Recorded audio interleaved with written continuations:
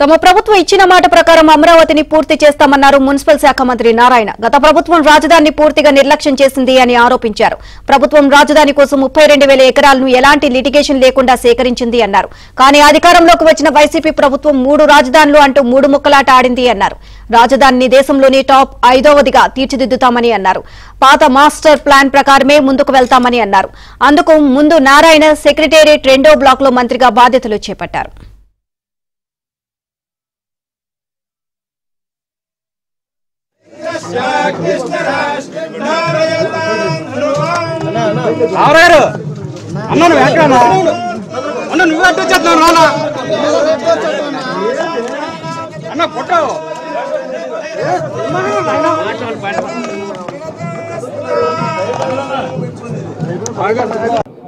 అతి ముఖ్యమైనది అమరావతి రాజధాని డెవలప్మెంట్, క్యాపిటల్ సిటీ.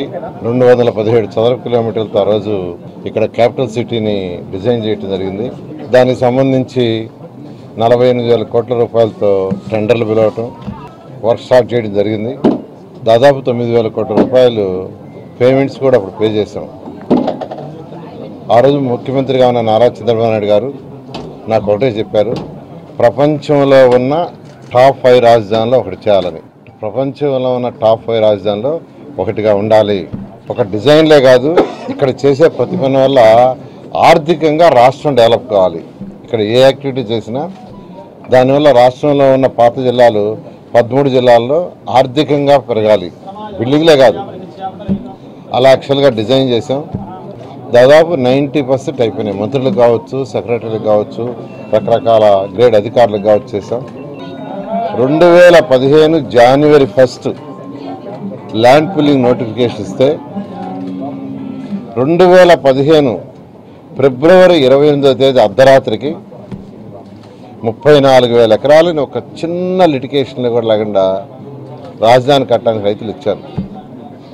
అది మా ముఖ్యమంత్రి గారి మీద నమ్మకంతో ఇక్కడ ఒక మంచి క్యాపిటల్ డెవలప్ చేస్తాం అనే ఉద్దేశం తెచ్చారు. రాష్ట్ర రాజధానికి ఇచ్చారు.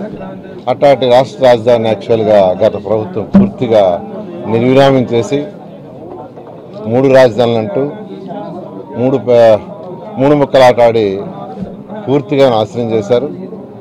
రైతులకు ఇవ్వాల్సిన కౌలు గీవులు కూడా సరిగా ఇవ్వక వాళ్ళని నానా ఇబ్బందులు పెట్టారు. గత నా అనుభవంతో ఖచ్చితంగా ఈ అమరావతి రాజధానిని 2.5 సంవత్సరంలో పూర్తి చేయగలని ప్రస్తుతానికి అనుకుంటున్నాను. ఖచ్చితంగా రైతు సోదరులందరికీ ఎవరైతే ఆ రోజు త్యాగం చేశారో 34,000 ఎకరాల ల్యాండ్ని ఆ రైతులందరికీ ఆ టైం బౌండ్ ఇచ్చి ఆ టైం బౌండ్ ప్రకారం చేయటం